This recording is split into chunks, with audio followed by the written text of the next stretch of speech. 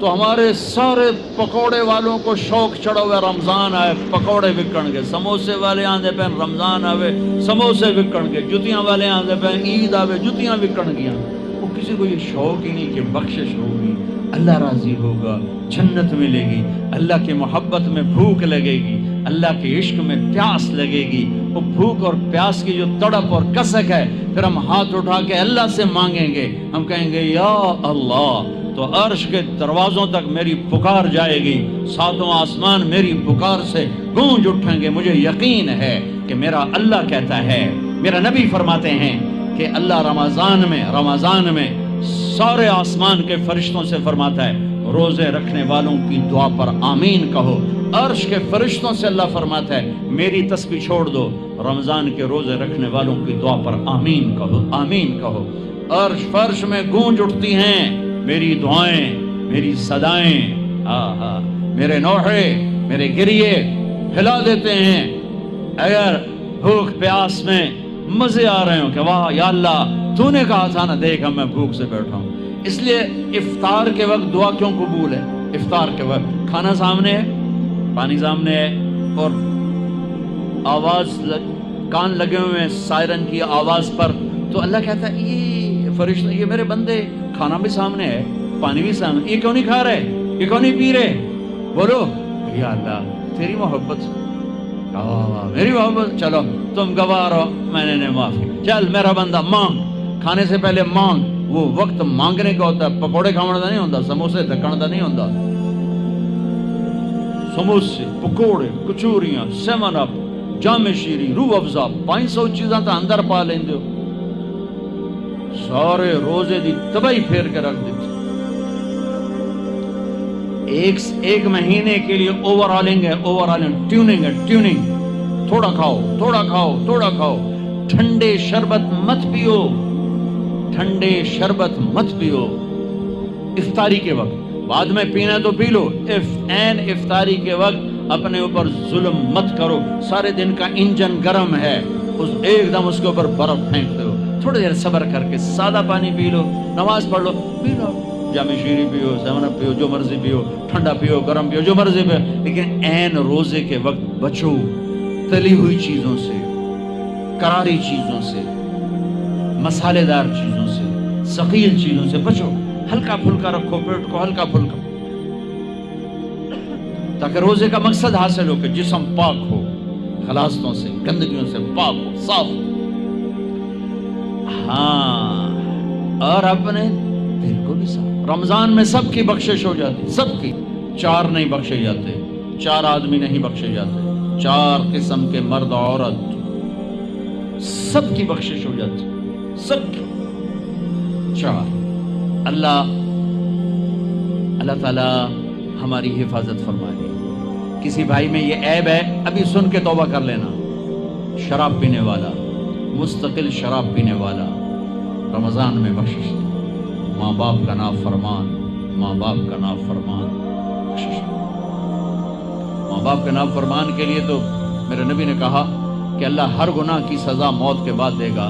ماں باپ کے نافرمان کو یہیں سے شروع کرے گا اور آگے تک لے کے جائے گا، یہاں بھی سزا دے گا اور آگے بھی سزا دے گا۔ صرف ایک گناہ دنیا میں ایسا ہے، کفر شرک کی سزا بھی موت کے بعد، زنا شراب جوے کی سزا سود کی موت کے بعد ہے۔ ایک گناہ ماں باپ کی دل آزاری، دل دکھانا، اللہ یہاں سے یہ سزا شروع کرتا ہے اور آخر تک پہ چلاتا ہے اس کو۔ میرے نبی سے پوچھا گیا یا رسول اللہ قیامت کب آئے گی؟ آپ نے کہا اللہ کو پتہ ہے۔ کہ کوئی نشانی بتائیں کہ جب ماؤں کو ذلیل کیا جائے گا قیامت آ جائے گی۔ ماں باپ کا نافرمان۔ تیسرا کون ہے؟ رشتہ داروں سے لڑنے والا، کبھی بھائی سے لڑا، کبھی بہن سے لڑا، کبھی خالہ سے، کبھی چاچے سے، کبھی مامے سے، کبھی تائے سے، کبھی پھوپھے سے، قریبی رشتوں سے لڑنے والا اور تعلق توڑنے والا، اس کی بخشش نہیں۔ چوتھا کون ہے؟ کینہ رکھنے والا، کینہ، شحن، ایک ہوتا ہے بغض، ایک ہوتا ہے کینہ، شحن، بغض، شحن۔ بغض کیا ہے؟ بغض کیا ہے؟ کہ مجھے انصر بھائی سے نفرت ہے، یہ بغض۔ اور کینہ کیا ہے؟ کہ میں ان کو نقصان پہنچانا چاہتا ہوں، نفرت کے ساتھ ان کی ٹانگیں کھینچنا چاہتا ہوں، اس کو کینہ کہتے ہیں۔ تو یہ 4 برائیاں معاف نہیں ہیں. ہاں کوئی توبہ کرے تو سب معاف ہوگا، سب معاف ہوگا، سب معاف ہوگا. تو اللہ نے ہمیں رمضان کا مہینہ دیا ہے، جہنم کے دروازے بند ہو جائیں گے، جنت کے دروازے کھل جائیں گے، فرض 70 فرض کے برابر ہو جائے گا، نفل فرضوں کے برابر ہو جائے گا. تراویح کے ہر سجدے پر 1500 نیکی لکھی جائے گی، ہر سجدے پر 1500 نیکی لکھی جائے گی. 20 رکعت 40 سجدے 60,000 روزانہ. یہ تمہارے کلب پٹھا جا نہ ہے کی نہ ہے میں نے حالی تھی نہیں سر لگی ہے جب تھی یہاں دیکھیے. چلو جڑا بھی نہ ہے ٹھیک. یہ بہت بڑا کلب مجھے نظر آیا. یہ یہاں باہر ایک چھوٹا سا پرچہ لگا دیں کہ جو یہاں آ کے تراویح پڑھے گا ہر سجدے پر اس کو 150 روپیہ دے. 150 چھوٹو 15 روپے دیے جائیں.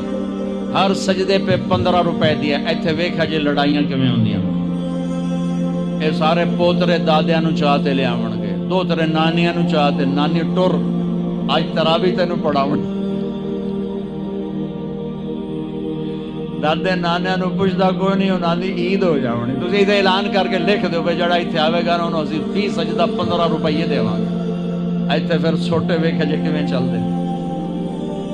او میرے نبی، میرے محبوب، میرے پیارے اور میرے اللہ کے پیارے دلارے راج دلارے، وہ کہہ رہے ہیں وہ میری امت 1 گھنٹہ لگا لو، 1 گھنٹہ 40 سجدے، ہر سجدے پہ 1500 نیکی، 60,000 نیکیاں.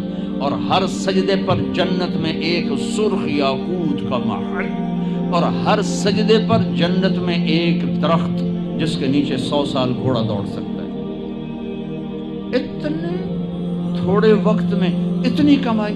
اب 8 تراویح پڑھ کے آدھی مسجد خالی جا رہے. کتنے جا رہے ہو؟ کی کرن جا رہے ہو؟ کوئی کام نہیں. 8 پڑھ کے جوتا اٹھا کے جا رہے ہیں. اے بھائی پڑھ دو، سال کے بعد آیا ہے موقع اللہ سے لینے کا. اور ہر سجدے پر یہ کچھ اللہ دے رہا ہے. اور پھر جب آخری رات ہوتی تو اللہ فرماتے ہیں میرے فرشتوں، میرے بندوں کی رات کی تراویح اور دن کا روزہ، اس کے بدلے میں نے ان کے پچھلے سارے گناہ معاف کر دیے. اور آسمان پہ ایک فرشتہ اعلان کرتا ہے یا باغ الخیر ابشر و اقبل، اے بھلائی کے چاہنے والے آگے بڑھ خوشخبری ہو، اور اے برائی کے کرنے والے بس کر اور واپس ہو. اور اللہ کا عرش مستقل پہلے آسمان پہ آ جاتا ہے. عرفات کے دن صرف عرفہ کے دن پہلے آسمان پر، لیکن رمضان میں پورا رمضان عرش پہلے آسمان پر. اور میرے اللہ کا اعلان ہے کوئی بخشش چاہنے والا، ہے کوئی توبہ کرنے والا، ہے کوئی رزق لینے والا، ہے کوئی سوال کرنے والا، ہے کوئی دنیا اور آخرت کی حاجت لینے والا، ہے کوئی مانگنے والا. ہر وقت اللہ کی طرف سے اعلان ہوتا ہے اس مہینے کو بناؤ، دنیا کماؤ، حلال کمانا. کوئی میں تو ویسے مذاقن کہہ رہا ہوں، ہر ایک دنیا کمانا کوئی منع تھوڑا ہی، حلال کمانا کوئی منع تھوڑا ہی ہے. لیکن ایسی کمائی میں نہ لگو کہ روزے پہ زد پڑے، تراویح پہ زد پڑے، تلاوت پہ زد پڑے. میرے نبی پاک صلی اللہ تعالی علیہ وسلم رمضان میں قرآن کی تلاوت بڑھا دیتے تھے. قرآن رمضان کا سب سے بڑا وظیفہ، جی کوئی وظیفہ دسو، کوئی وظیفہ دسو. لوگ پوچھتے ہیں جی رمضان کا کوئی خاص وظیفہ بتا رہا ہوں. رمضان کا خاص وظیفہ قرآن کی تلاوت. رمضان کا خاص وظیفہ قرآن کی تلاوت، قرآن کی تلاوت، قرآن کی تلاوت. جتنا پڑھ سکتے ہو پڑھتے جاؤ، پڑھتے جاؤ، پڑھتے جاؤ، پڑھتے جاؤ. میرا ایک ساتھی ہے مولوی ثناء اللہ، وہ 1 دن میں پورا قرآن ختم کرتا ہے. 1 دن میں پورا قرآن، 1 دن میں پورا قرآن. پورے رمضان میں 30 قرآن ختم کر لیتے. سوائے اس کے بیمار ہو جائے تو کوئی بیمار ہو جائے تو 10 پارے، ورنہ پورا قرآن رمضان، قرآن پورا قرآن. تو چلو ہم پورا قرآن نہیں پڑھتے، کچھ تو پڑھو. سارے سال نہیں پڑھا، کچھ تو پڑھو. رمضان کا وظیفہ قرآن کی تلاوت، رمضان کی تسبیح قرآن کی تلاوت. رمضان کی خدمت، روزے افطار کرواؤ، سحری کھلاؤ، افطاری کراؤ، غریبوں کو مدد کرو، زکوٰۃ دو، اپنے مزدوروں سے کام تھوڑا لو، گھر کے نوکروں سے کام تھوڑا لو. اور رمضان کی سب سے بڑی بات آپس میں بغض سے دل صاف کرو. لڑے ہوئے ہو رمضان آنے سے پہلے جیسے لوگ حج پر جانے سے پہلے نہیں فون کرتے ہیں، صلح کرتے ہیں، اتنا ہی ضروری ہے رمضان سے پہلے میں دل صاف کر لوں، میں معاف کر دوں، میں معافی مانگ لوں. زیادتی کی ہے تو معافی مانگ لوں، کوئی معافی مانگنے آیا تو معاف کر دوں. میرا دل صاف ہو، کسی سے بغض نہ ہو، کسی سے کینہ نہ ہو، کسی کا حسد نہ ہو، کسی سے رنجش نہ ہو. دل صاف کرو. صاف دل اللہ کا عرش بن جاتا ہے، اللہ کا عرش بن جاتا ہے، اللہ کا عرش بن جاتا ہے.